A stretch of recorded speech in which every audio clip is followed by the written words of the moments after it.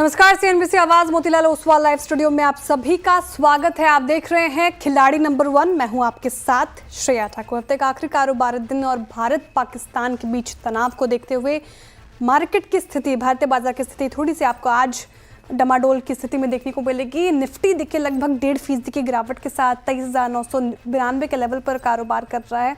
Nervousness है बाजार में। बैंक निफ्टी में थोड़ा पेन और गहराया, 7% से ज़्यादा, माफ़ कीजिएगा 7 अंकों से ज़्यादा की गिरावट और 1.5% के करीब गिरावट 53,640 के लेवल पर बैंक निफ्टी है। इंडिया विक्स देखिए 4% से ज़्यादा ऊपर वोलेटिलिटी देखने को मिल रही है मार्केट में। मिड कैप स्मॉल कैप में सभी में बिकवाली आपको हावी होती हुई नजर आएगी। इनफैक्ट आप देखिए ब्रेथ आज के सेशन में वो ख़राब नज़र आएगी, जिस तरीके से बिकवाली बाजार में बढ़ती हुई नज़र आ रही है। देखिए हालात 2162 ऐसे स्टॉक्स जिस पर दबाव देखने को मिल रहा है। बढ़ने वाले शेयर्स मात्र 341 ऐसे शेयर हैं जहां पर खरीदारी होती हुई नज़र आ रही है। कंट्रीब्यूटर रेट देखिए एल&टी नतीजे अच्छे, शानदार। टाइटन भी नतीजों के बदौलत चढ़ गया। टाटा मोटर लगातार चढ़ता ही जा रहा है खबरों के बीच, और एसबीआई में भी आज खरीदारी होती हुई नजर आ रही है। तो निफ्टी 50 को ये स्टॉक्स कहीं ना कहीं सपोर्ट कर रहे हैं। वहीं इसके उलट देखिए एचडीएफसी बैंक जैसा heavy weight, ICICI bank, axis bank जैसा हैवी वेट निफ्टी को भी ट्रैक कर रहा है, और बैंक निफ्टी को भी इनफैक्ट आपको यही सारे स्टॉक्स दिखेंगे, इंडसइंड, एक्सिस, आईसीआईसीआई, एचडीएफसी। उसके उलट एसबीआई, बैंक ऑफ बड़ौदा आज बहुत दिनों बाद यहाँ पे खरीदारी होती हुई नजर आई, और फेडरल बैंक और कैनरा बैंक भी कहीं ना कहीं बैंक निफ्टी को संभालने की कोशिश। लेकिन स्थिति थोड़ी सी अभी फिलहाल डमाडोल, जिस तरीके से सेंटिमेंट बाजार का खराब होता हुआ नजर आया। कई सारे सवाल ऐसे में अहम हो जाते हैं कि मार्केट क्या यहाँ से आगे और गिरता हुआ दिखेगा। ऐसी स्थिति में क्या आप करना चाहिए, कैसे नेविगेट करें मार्केट को, पोर्टफोलियो रिलेटेड कोई भी क्वेश्चंस, उस सब पर चर्चा करेंगे। हमारे साथ हमारे खिलाड़ी जुड़ चुके हैं, ओम मेहरा जी, पवन महेश्वरी जी, सचिन गुप्ता जी। आप तीनों का ही बहुत बहुत स्वागत है। जय हिंद, जय भारत सर। सबसे पहले तो ओम जी, पवन जी और सचिन जी का पोर्टफोलियो चेक लेंगे, लेकिन उससे पहले रिटर्न कार्ड की स्थिति देख लेते हैं। क्या रिटर्न कार्ड में हमें देखने को मिल रहा है, कौन से खिलाड़ी आगे हैं फिलहाल? तो लीड ले रहे हैं पवन महेश्वरी जी। इनका पोर्टफोलियो 4% से ज़्यादा की तेज़ी दिखा रहा है, पॉजिटिव रिटर्न दे रहा है। दूसरे पायदान पे सचिन गुप्ता जी है, इनका पोर्टफोलियो लगभग 2% के करीब पॉजिटिव रिटर्न देता हुआ नजर आ रहा है। तीसरे पायदान पे ओम मेहरा जी, पोर्टफोलियो थोड़ा पेन में है, 9.5% के करीब नेगेटिव रिटर्न फिलहाल देखने को मिल रहा है। ओम जी का ये पोर्टफोलियो रखते हैं स्क्रीन पर। क्या एक्शन इन्होंने अपने पोर्टफोलियो में लिया, फिलहाल उस पर एक नज़र, फिर साथ ही कॉल्स के ऊपर भी चलेंगे। टाटा स्टील, इंटेलेक्ट और साथ ही वीआईपी से इन्होंने एग्जिट कर लिया है, और प्रॉफिट बुकिंग की है इन्होंने इंटेलेक्ट डिजाइन एरिना से। जी एंटरटेनमेंट को फिलहाल अभी होल्ड करके चल रहे हैं।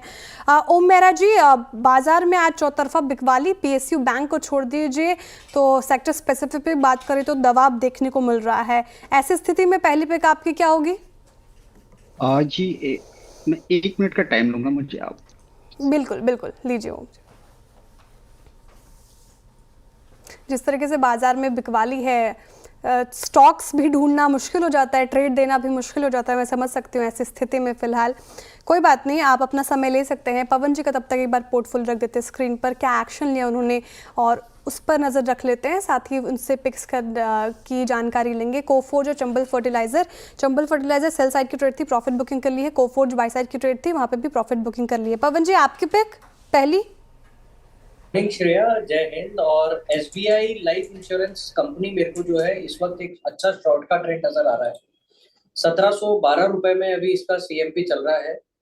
इसको मैं 1728 रुपए के स्टॉप लॉस के साथ बेचना चाहूंगा, और मेरा 1680 रुपए तक का इसमें टारगेट रहेगा। एसबीआई लाइफ इंश्योरेंस बिकवाली की राय फिलहाल यहाँ पे, और देखिए करीब करीब ये डेलों के आसपास से कामकाज करता हुआ नजर आएगा। 1% से ज्यादा की गिरावट यहाँ पे देखने को मिल रही है। स्टॉप लॉस और टारगेट पवन जी दोहराएंगे? 1727 रुपए मेरा इसमें स्टॉप लॉस रहेगा, और 1680 रुपए मेरा इसमें टारगेट रहेगा। 1680 का टारगेट एक्सपेक्ट कर सकते हैं, और एक बार स्टॉप लॉस दोबारा रखें। हाँ, 1727 का स्टॉप लॉस आपको लगाकर चलना है एसबीआई लाइफ इंश्योरेंस पे। ओम जी के पास दोबारा चलते हैं। ओम जी, पिक ढूंढिए आपने पहली? मेरा यहाँ पे सेल के साइड में होगा बीएससी। ट्रेंड थोड़ा सा यहाँ पे कमजोर होता हुआ दिखा है। यहाँ पे हम इसका स्टॉप लॉस रखेंगे 6750 का, और टारगेट रहेगा 6000 का। बीएससी का लगातार चल रहा था, यहाँ पे आज मुनाफा वसूली देखने को मिल रही है। सेल साइड की ट्रेड बीएससी पर आती हुई ओम जी की तरफ से बिकवाली करनी है। 6000 का टारगेट नीचे का एक्सपेक्ट कर सकते हैं। स्टॉप लॉस आपको 6750 का लगाकर चलना है फिलहाल, ये ध्यान रखिएगा। अब रखते हैं सचिन जी का पोर्टफोलियो आपकी स्क्रीन पर। क्या एक्शन लिया उन्होंने अपने पोर्टफोलियो में, कहाँ से की है प्रॉफिट बुकिंग, कौन से स्टॉक्स को होल्ड करके चल रहे हैं, उस पर एक नज़र। प्रॉफिट बुकिंग की है सूर्या रोशनी से, साथ ही भारतीय एयरटेल से इन्होंने लिया एग्जिट, गैब्रियल इंडिया और किर्लोस्कर ब्रदर्स को कर रहे हैं होल्ड। बताइए सचिन जी, पहली पिक, जिस तरीके से मार्केट में आज थोड़ा दबाव देखने को मिल रहा है, सेल साइड ही एक्सपेक्ट करूं? Very good morning Shreya ji and जय हिंद जय भारत। बिल्कुल जिस तरीके से मार्केट के सेंटिमेंट्स चेंज हुए हैं उसको चलते हैं एक सेल रिकमेंडेशन से यहाँ पर रिकमेंड करूंगा, और स्टॉक का नाम है ट्रेंड। एंड ट्रेंड के अंदर रिसेंटली हमने देखे कि इमीडिएट सपोर्ट्स जो है वो ब्रेक होते हुए नजर आए। मुझे लगता है एक सेलिंग प्रेशर जो है यहाँ पर ट्रेंड में हावी होता हुआ नजर आ सकता है। 5100 के आसपास में अभी ट्रेड हो रहा है। यहाँ पर शॉर्ट पोजिशन बनाने की सलाह रहेगी। अपसाइड में स्टॉप लॉस रहेगा 5240 का, डाउन साइड टारगेट्स 4740 तक देखने को मिल सकता है। ओके, ट्रेंड बिकवाली की राय यहाँ पे भी आते हुए जिस तरीके से बाजार में ही दबाव है, 4740 का आपको टारगेट एक्सपेक्ट कर सकते हैं, 5240 का लगाना है आपको स्टॉप लॉस फिलहाल। पवन जी, एक और स्कोप आपके पोर्टफोलियो में, क्या दूसरी पिक होगी आपकी? श्रेया देखिए, 24,040 और 23,900 ये दो एक क्रूशियल लेवल है अभी निफ्टी के। जब तक इन लेवल्स के अप और डाउन नहीं आएगा, हम थोड़ा सा डायरेक्शन को बहुत ज्यादा लंबी पोजीशंस के साथ कैरी नहीं करना चाहेंगे। तो मैं सेकेंड हाफ का वेट करना चाहूंगा दूसरा ट्रेड लेने के लिए। ओके, बिल्कुल जिस तरीके से स्थिति देखने को मिल रही है मार्केट में, थोड़ा सा इंतजार पवन जी की तरफ से। ओम जी, पोर्टफोलियो पे एक और कॉल दे सकते हैं आप। दूसरे पे क्या होगी आपकी सेल साइड? श्रेय जी, मैं यहाँ पे थोड़ा सा वेट करना चाहूंगा क्योंकि मार्केट में फ्लक्चुएशन भी काफी ज्यादा है। तो इनफैक्ट अगर बाय के भी स्टॉक अगर रिकमेंडेशन में आते हैं तो वहाँ पे बाय ट्रेड भी इनिशिएट किया जा सकता है। फिलहाल मैं थोड़ा वेट करूंगा। ठीक है, पवन जी और ओम जी के दोनों की तरफ से थोड़ा सा इंतजार। जिस तरीके से मार्केट में टेंशन फिलहाल देखने को मिल रही है, एक पुल बैक की भी उम्मीद लगा रहे हैं ओम जी। हालांकि देखने वाली बात होगी। चलिए अब शो में आगे बढ़ते हैं और भारत और पाकिस्तान के बीच बढ़ते टेंशन के दौरान मार्केट स्ट्रैटेजी पर खास चर्चा के लिए हमारे साथ मौजूद है कंप्लीट सर्कल के CIO and managing partner Gurmeet Chadha ji. Gurmeet ji, जय हिंद जय भारत। एक बार फिर से स्वागत है आपका CNBC आवाज़ पर। सर, जिस तरीके से आज आप देखें मार्केट में एक दबाव देखने को मिल रहा है, निफ्टी देख लीजिए, बैंक निफ्टी फिसलता ही जा रहा है, चौतरफा बिकवाली बाजार में, क्या अभी थोड़ी डरने की बात हो गई है? कॉशियस रहे, सतर्क रहे बाजार को लेकर, क्या कैसे नेविगेट करें इस मार्केट को? नमस्कार और जय हिंद। आई थिंक हम हमारी आर्म फोर्सेस के लिए हम जितना ग्रैटिट्यूड शो करें उतना कम है। और आई थिंक मैं इन्वेस्टर्स को भी आश्वस्त करना चाहता हूं कि भारत की तैयारी पूरी है, हमारी डिफेंस रेडीनेस बहुत अच्छी है, हम टेक्नोलॉजिकली प्रिपरेशन वाइज बहुत एडवांस है। तो सेफ्टी को लेके भी घबराने की ज़रूरत नहीं है और मार्केट को लेके भी घबराने की ज़रूरत नहीं है। ये प्रॉब्लम को एक कभी रूट से सॉल्व करना ज़रूरी है। आई थिंक हम शायद उस दिशा में हैं।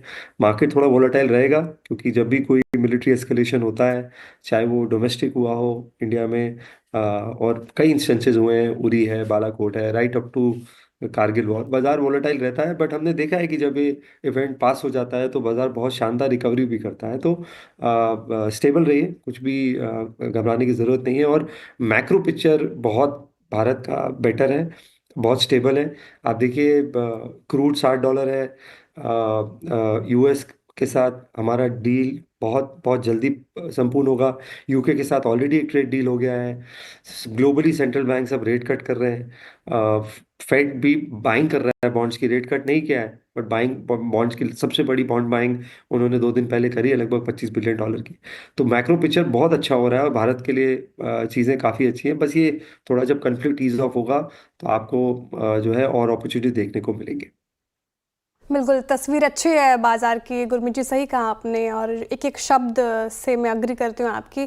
लेकिन सर, जिस तरीके से हमने देखा भारत की स्थिति हथियार बेड़े पे आप देखें तो मजबूत है। पाकिस्तान इसके लिहाज से कहीं खड़ा नहीं होता, लेकिन हिम्मत है उसमें भी, फिर भी हिमाकत दिखाने की कोशिश कर रहा है और अपने नापाक इरादों को अंजाम देने की कोशिश किया, जिसको भारत ने बहुत अच्छी तरीके से मिट्टी में मिला दिया। हथियार बेड़े पे हम मजबूत हैं और उसका असर देखने को भी मिला आज डिफेंस स्टॉक्स में। जिस तरीके से रैली हमें देखने को मिल रही है, एक दो सवाल के मद्देनजर मेरे होंगे आपसे, हथियार को लेकर भारत कैसी स्थिति में है, साथ ही इससे रिलेटेड स्टॉक्स भी क्या अब हमें पिक करना चाहिए, वैसे ही थीमेटिक स्टॉक्स को लेकर अब स्ट्रैटेजी अपनाएं? देखिए, आई थिंक भारत पिछले 8-10 साल से डिफेंस प्रिपरेशन में बहुत काम किया है। चाहे वो इंपोर्ट सब्स्टिट्यूशन किया हो, लिस्ट ऑफ आइटम्स उन्होंने जो अलाउ की हो, बैन की हो, तो आई थिंक सिलेक्टिवली आप इसमें बहुत बड़ी अपॉर्चुनिटी है। और पूरा वर्ल्ड एक तरीके से रीआर्म भी हो रहा है, क्योंकि इतनी जगह कॉन्फ्लिक्ट चल रही है ग्लोबली। चाहे वो रशिया यूक्रेन है, ईरान इसराइल है, मिडिल ईस्ट में टेंशन्स हैं, कुछ छोटे मोटे कॉन्फ्लिक्ट्स बाकी जोन्स में हैं। और आपने देखा जर्मनी ने अभी $500 बिलियन का बजट पास किया है इंफ्रा और डिफेंस स्पेंडिंग पे अगले 5-7 साल के लिए। तो एक रीआर्म कहते हैं हम जिसे, हो रहा है वर्ल्ड। तो और जो मॉडर्न इक्विपमेंट्स हैं, आई थिंक वहाँ पे फोकस करने की ज़रूरत है। जैसे यूएवीज हैं, ड्रोन्स हैं, पिनाका रॉकेट है जो मल्टी रॉकेट बैरल सिस्टम है, सर्वेलेंस इक्विपमेंट्स हैं, माइक्रो मिसाइल्स और रिपेलिंग इंस्ट्रूमेंट्स हैं जैसे आयरन डोम है इसराइल का। भारत ने देखिए कल कितना अच्छा, चाहे हमारा आकाश तीर हो, सुदर्शन चक्र हो, S-400 हो। आई थिंक मॉडर्न वॉरफेयर के हिसाब से आप लंबा कॉल डिफेंस पे ले सकते हैं। थोड़ा सिलेक्टिव होने की ज़रूरत है। वो गलती मत करिए जो आपने 2024 के पीक पे करी थी कि सारे डिफेंस स्टॉक अच्छे लग रहे थे, तो बिना सोचे समझे किया तो सिलेक्टिवली आप हो सकते हैं। दूसरा, एक ब्रॉडर जो ईपीसी प्ले है, अभी देखिए बहुत सारी कंपनीज का ये कमेंट्री आ रही है कि डिफेंस प्रोडक्शन बढ़ाएंगे वो, ताकि किसी अनसर्टेनिटी में भारत तैयार रहे। तो आई थिंक आपको थोड़ा सा वहाँ केपेक्स भी देखने को मिलेगा बहुत सारे पॉकेट्स में, तो जो उससे बेनिफिट होने वाली है ईपीसी कंपनीज हैं, वहाँ पे भी नज़र रखनी चाहिए। तो थोड़ा कंसोलिडेटेड व्यू लीजिए और लंबा व्यू लीजिए। शॉर्ट टर्म में रिएक्शन आएगा क्योंकि अभी डिफेंस फ्लेवर होगा क्योंकि कॉन्फ्लिक्ट चल रहा है, बट वो फिर आपको हार्म कर सकता है अगर आप थोड़ी रिसर्च नहीं करेंगे तो। बिल्कुल गुरमीत जी, जैसा कि आप बता रहे थे, मेरा सवाल तीसरा इसी पर था। आपने कहा सिलेक्टिव होने की ज़रूरत है डिफेंस सेक्टर को, स्पेस को लेकर भी। जल थल वायु तीनों से ही अगर आप देखें तो भारत की स्थिति मजबूत रही है। फिर भी अगर एक का चयन करना हो तो वो कौन से, इस पूरे स्पेस से वो कौन से स्टॉक्स होंगे जहां पर हम नज़र रखनी चाहिए? कि हमारे पोर्टफोलियो में हमारे पास HAL है, सोलार इंडस्ट्रीज है और जेन टेक्नोलॉजीज है पोर्टफोलियो में। थोड़ा सा छोटा एक्सपोजर भारत इलेक्ट्रॉनिक्स में भी है। तो ये हमारी कोर पोर्टफोलियो होल्डिंग है, बट हम और भी डिफेंस एंसिलरीज को स्टडी कर रहे हैं, अपॉर्चुनिटीज देख रहे हैं। और बहुत सारी अपॉर्चुनिटीज मुझे लगता है अब आपको देखने को मिलेगी अगले कुछ सप्ताह में या महीने में, क्योंकि जैसा मैंने बोला मैसिव केपेक्स और होगा, और एक्सपोर्ट ऑर्डर्स बहुत सारे आएंगे आप देखिएगा इस स्पेस में। और स्पेशली जो हमने रिपेल किया है पूरा अटैक ड्रोन्स का और मिसाइल्स का, और बहुत आसानी से किया है बिल्कुल, और मल्टीपल लोकेशंस में एक साथ किया है। तो ये दिखाता है कि हमारी कैपेबिलिटी कितने एडवांस लेवल पे है, कितने नेक्स्ट लेवल पे है। तो ये हमारा कोर पोर्टफोलियो, और भी हम स्टडी करेंगे। ड्रोन्स में बहुत सारी कंपनीज हैं जिसमें हमारी और यूएवीज पे निगाह रहेगी। एक लॉइटरिंग एम्यूनिशन है जिसको भारत ने बहुत अच्छे से यूज़ किया जब उन्होंने काउंटर अटैक किया। तो लॉइटरिंग एम्यूनिशन जो है एक तरीके का, जिसे हम सुसाइड ड्रोन भी बोलते हैं, वो लॉइटर करता है, कुछ कुछ घंटे तक हवा में रह सकता है, टारगेट बना सकता है और फिर अटैक कर सकता है। तो ये बहुत मॉडर्न वॉरफेयर है।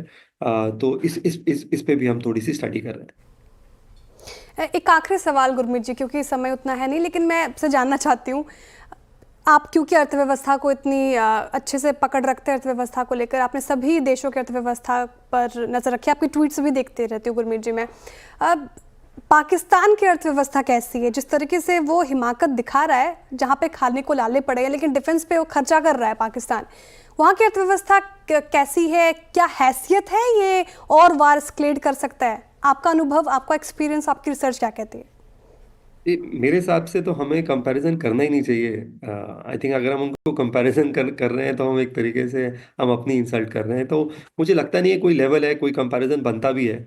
और आई थिंक ये भारतीय सेना ने भी दिखाया है, इकोनॉमी ने तो खैर बोलना ही नहीं चाहिए। और उनका जीडीपी जितना है उतना हम डिफेंस प्रोडक्शन कर देंगे अगले 4-5 साल में।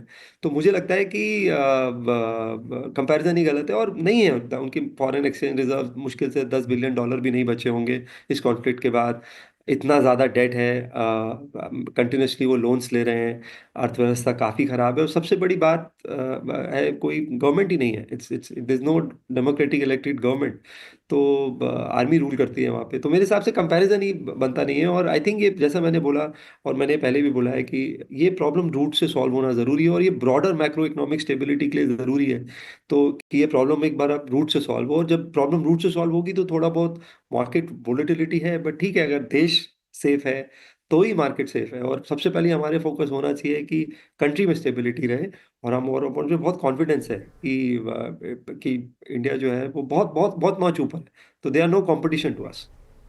बिल्कुल सर, बहुत बहुत शुक्रिया इस पूरे मुद्दे में हमारे साथ जुड़ने के लिए, तमाम सवालों के जवाब देने के लिए और अच्छी तरीके से तस्वीर सामने रखने के लिए, पाकिस्तान की भी पूरी तस्वीर सामने रखने के लिए बहुत शुक्रिया सर आपके समय के लिए। चलिए इसी के साथ वक्त हो चुका है छोटे से ब्रेक का। ब्रेक के बाद बात करेंगे कैनरा बैंक के ईडी एसके मजूमदार से।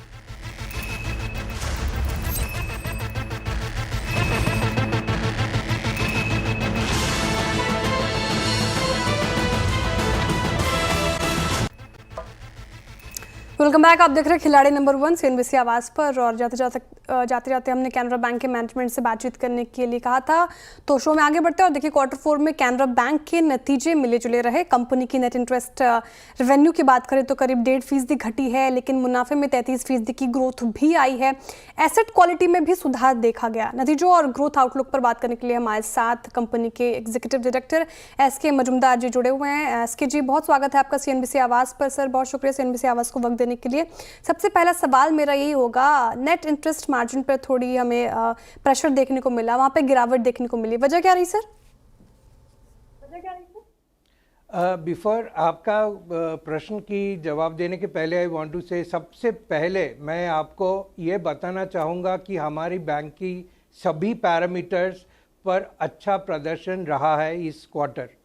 Global business, global deposit, global advances तीनों 11% के ऊपर ग्रोथ है। Net profit as you said 5,004 crore है, which is a record profit. Dividend हम लोग 200% डिक्लेयर किए हैं एंड नेट NPA भी 0.70% है।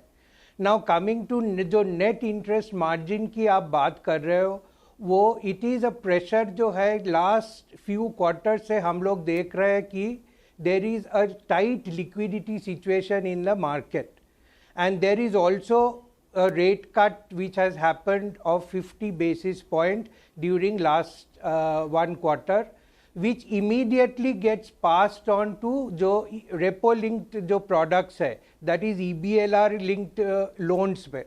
बट हमारा डिपॉजिट रेट्स जो है वो एडजस्ट होने में it almost takes 6 months to 1 year, so it puts pressure immediately on NIM.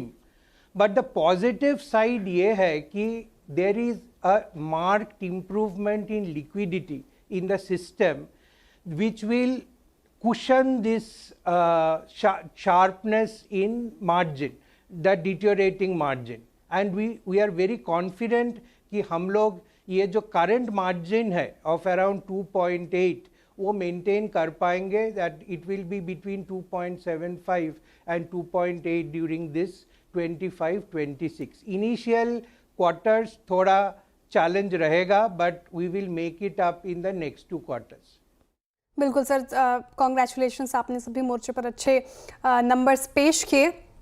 Asset quality पे भी सुधार देखने को मिला है, लेकिन सर ट्रेंड क्या है स्लिपेजेस का? अगर देखिए वहाँ पे थोड़ी बढ़ोतरी देखने को मिल रही है, तो अगर मैं स्लिपेजेस और रिकवरीज के ट्रेंड की बात करूँ तो इस पर आपका क्या टेक होगा? जो आप स्लिपेजेस देख रहे हो, दिस इज मार्च क्वार्टर हमेशा थोड़ा स्लिपेजेस ज़्यादा इसलिए रहता है कि सारी ब्रांचेस की ऑडिट होती है, and you cannot compare this with other quarter जब भी खाली 20 ब्रांचेस की ऑडिट होता है, बाकी का एक रिव्यू होता है। So if you see last year March 22 the additions and NPA was 3,400 crore, जो कि मार्च 25 में only 2,700 crore, which is actually very commendable because these are due to MOCs given by the branch auditors. We expect the slippages will be contained for the entire whole year, and our NPA position will improve quarter on quarter, and we will be way below our current position going forward. There is no doubt about that. बिल्कुल sir, थोड़ा outlook बता ही दिया आपने, लेकिन मैं detail में जानना चाहूँगी फिनेंशियल ईयर 2026 के लिए आपकी गाइडेंस क्या होगी, कौन से चीज़ों पर फोकस रहेगा, एक्सपेंशन प्लान क्या रहेगा? If we have given a guidance of business growth of 10.5%, we have given a advances growth of 10 to 11% and deposit growth of 9 to 10%. These are the minimum that we expect to achieve. हमारा actual growth इससे बहुत काफ़ी ज़्यादा होने का उम्मीद है, and I am sure it will happen. In asset quality front, we have given 0.60 NPA target for period ending March 26. I am sure we will be much better than that. Sir बहुत शुक्रिया, क्योंकि समय इतना ही है, इतनी ही इजाज़त देता है, वरना आपसे और बातचीत होती सर। बहुत शुक्रिया आपके समय के लिए और CNBC आवाज़ को अपना वक्त देने के लिए, and all the very best for upcoming quarter sir. चलिए अब वक्त हो चुका है एक छोटे से ब्रेक का, ब्रेक के बाद फिर हाजिर होते हैं, आप देखते रहिए CNBC आवाज़।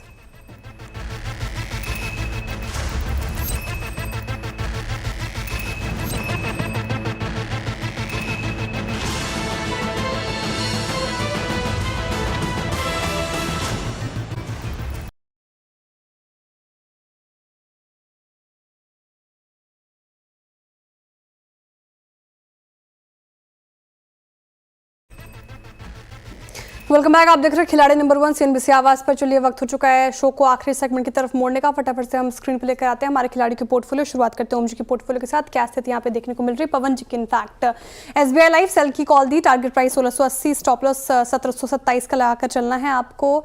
इसके अलावा आप देखें ओम मेहर जी का पोर्टफोलियो, एक जी एंटरटेनमेंट की बाई की कॉल है, टारगेट 131, स्टॉप लॉस आपको 109 का लगाकर चलना है। BSE लिमिटेड बिकवाली करने की राय, टारगेट नीचे का 6000, स्टॉप लॉस 6750। वहीं अब सचिन जी का पोर्टफोलियो देखते हैं यहाँ पे क्या कौन से स्टॉक्स उन्होंने बताए। तो किर्लोस्कर ब्रदर बाई है, गेब्रियल इंडिया भी बाई है। किर्लोस्कर में target 1990, stop loss 1770। Gabriel India में टारगेट आप 640 का एक्सपेक्ट कर सकते हैं, स्टॉप लॉस आपको 544 का लाकर चलना है। ट्रेंड इन्होंने आज दी बिकवाली की राय, टारगेट 4740 और स्टॉप लॉस 5240 का रखना है आपको। मुनाफा का मीटर क्या कहता है, कौन से खिलाड़ी लीड ले रहे हैं? तो पवन महेश्वरी जी ने का पोर्टफोलियो पॉजिटिव टेरिटरी में, लगभग 7% का पॉजिटिव रिटर्न। और सचिन जी का, ओम मेहरा जी का पोर्टफोलियो नेगेटिव टेरिटरी में है फिलहाल। सचिन जी का पोर्टफोलियो 2% से ज़्यादा का नेगेटिव रिटर्न लैंड कर रहा है। ओम मेहरा जी का पोर्टफोलियो 10.5% से ज़्यादा का नेगेटिव रिटर्न फिलहाल देता हुआ नजर आ रहा है। तो ये स्थिति हमारे खिलाड़ियों की पोर्टफोलियो की। कोई भी अपडेट हमारे खिलाड़ियों की तरफ से वो मिड कैप मंत्रों में लेकर आएंगे। बस आधे दिन और बाकी है, देखने वाली बात होगी कि कौन से खिलाड़ी हमारे खिलाड़ी नंबर 1 के विजेता होते हैं। बहुत शुक्रिया आप तीनों का हमारे साथ इस पूरे हफ्ते जुड़ने के लिए और अपने पिक्स बताने के लिए। एंड हैप्पी वीकेंड सर, आप वीकेंड एंजॉय कीजिए। चलिए इसी के साथ इस शो में इतना ही। अब सीधे मुलाकात हो गई कमाई का अड्डा में। आप देखते रहिए CNBC आवाज़।